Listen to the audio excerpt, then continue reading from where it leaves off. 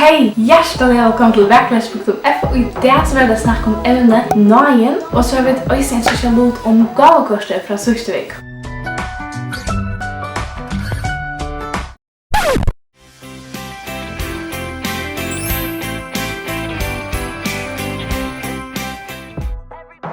For begynner vi å lese ur Emmaus Bíbliuskeið. Alt som Gud teker seg fire ved vidjande mannaatne og i hesom tøyerskøyet grunn av Náði. Det vil si at han viser menneskene fagna. Vi kan se at han teker mot menneskene, som de alls ikke har oppe på det. Året Náði finnes mer enn 130 ferier i Bíblian. Av hesom det 128 i Nytestamentet. Gud vil omtale som Gud aldra Náði. Kristus sagt til å være fullur av Náði. Anden nevnt anden Náðinar. Der 30 personer i Guddommen således nær sammenknyttet ved Náðina.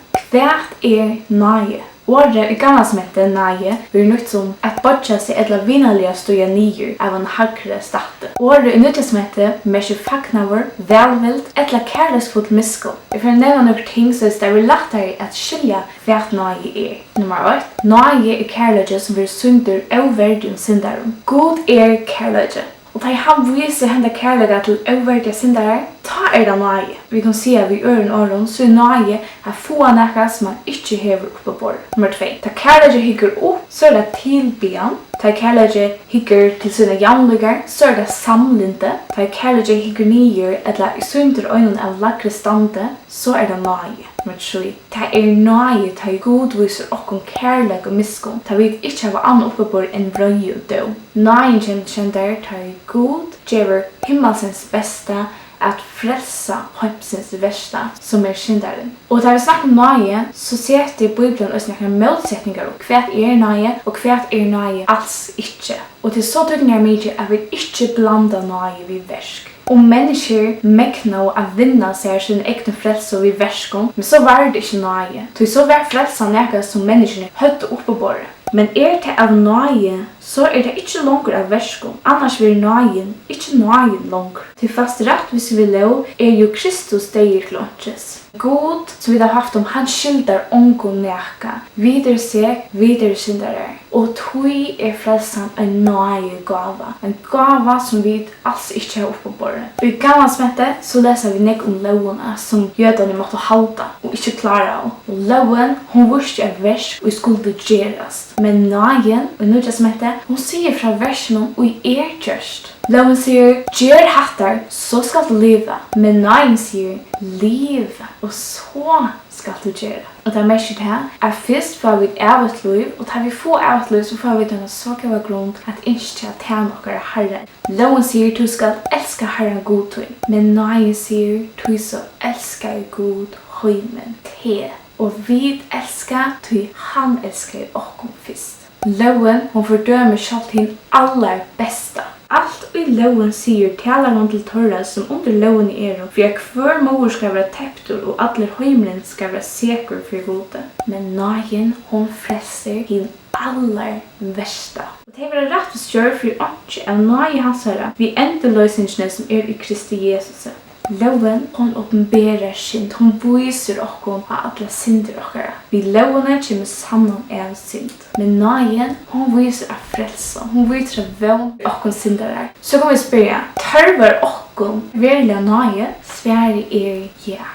Menneskene en syndig skapninger som gjort opprørsjer mot gode. Og vi sutja der hva dag til deg, vi huksa, vi gjerra og vi sier ting som skøy og syndig. Vi var brått i høylo og lovgods. Vi kan huksa om de tutsi bøyene som bare nøkker at de må bøyene som god gav. Og vi var langt brått i de tutsi. Det tann i heldre alle lovene, men snaver i øynene vår sekur og i ødlom. Og av tørre grunn så har vi ikke annet oppe bare enn domgods som fortapelse eller helvete. Og her det så for menneskene drive og vreka som Guds. Vi kunne ikke krevje nærmere av gode. Så vi spørre, frelsan av Náði? Ja, så vi hørte om i begynnelsen, frelsan må være av Náði. Hun kan ikke være av verskon. Skal øyn være frelster, så må det være av Náði Guds. Gud, han høylaver som han har haft om, og han kan ikke lete synd om seg enga. Og han må straffa synd, tog at han rettviser. Og i evangelien så sørger vi hvordan Gud kan frelse synderen og en rettvisan hånd. Jesus løyver vrøye og dømgods i syndene. Og vegna versk Jesus så kan God frelsa kvønt han som setter alit sitt av Jesus. Og togans ble frelst vi sette ditt alit av Jesus. Til av nåde det frelst vi trygg, og det ikke av tikkur sjolvun, det gava Guds. Ikke av verskon, for at ånden skal rosa seg. Vi frelst vi trygg, ikke av okkum sjolvun, ikke av verskon, og så vi høyt surs, ikke av mansvilja, ikke av holdsvilja. Det ikke noe som mennesker kunne gjøre fyrir okkum og vi okkum, så vi kunne bli frelst. Det bæra og øynans vi trygg på Herren Jesus. Og det 100 plus vers som prekva etter her, som stafesta at det øynans vi trygg vi være frelst. Hitje etter en versjon kan de lese deg og være samført til at de bare vil trygge vi være frelst. Og det så viktig til en trade for at vi kan kvile i gode. Vi frelser versjonen som han gjør det for til. Og jeg tror at det ikke for at vi kan kvile i gode, at vi kan tjene noe av høyden hjertet. Signingar gjøgnum náðina. Vi høres bare, wow, det ikke bare náði vi får fra gode, men vi får sånne signingar. Det første som vi har haft om, det frelsan. Det betyr at vi frelst, og vi har en vevn, vi har et evigt liv i himmelen, atan av deia. Nummer 2, det rettvisgjerningen. Vi kan si at hin setje gjørdur rettviser. Dømeren tidjen, og han dømdur rettviser. Vi frikjent for allar syndene vi har gjort nekade for å gjøre. Det vil si at vi kunne omgått være dømt seg atterfyrir til syndene. Såleis kunne han være rettviser, og rettvisgjør at han som hever trygg av Jesus. Nummer 3, vi får et gang til God. Og han ikke langer skyldig fra Gode. Og hever du tro av Gud, så kan du øyne for at du kommer inn i nærvær Guds i bøn. Og en sanger, han heter Blåsomram, han sier det så vel. Guds tog nåde større enn år komt tort. God tog nåde, hun viser mer virre mot. Og en ofertande pris kostet i ter. God tog nåde lov til meg.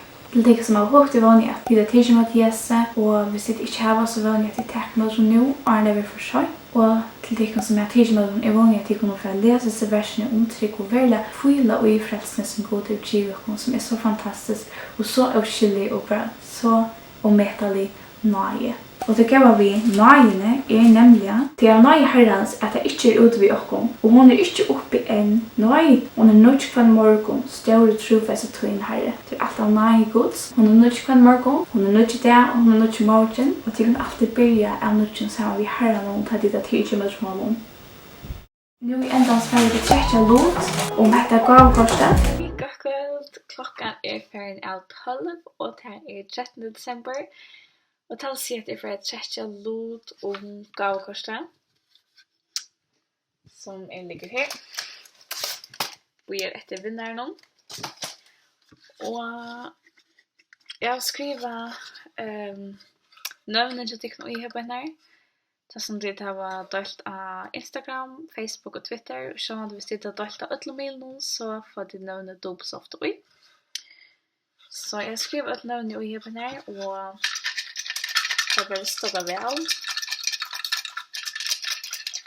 Ok, jeg håper bare om hver dag som veldig bruk for deg, og ja, jeg har alltid ferdig med å takke. Jeg mega spent. Ok, tykker du til litt ui på henne, synes jeg det?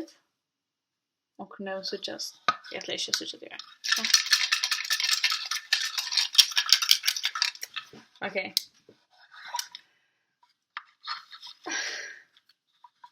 Ok, helt an. Og det var en grønner. Og her stender Ronja Ronja Rasmussen. Og han delt av Facebook. Du har vunnet gavekortet av 600 kroner. Hjertelig lukka. Jeg sendte inn både til Ronja, og så finner vi det august til først. Hendur av gavekortet. Hjertelig lukka vi gavekortet. Takk for det, jeg vant til det. Fantastisk det for fremme.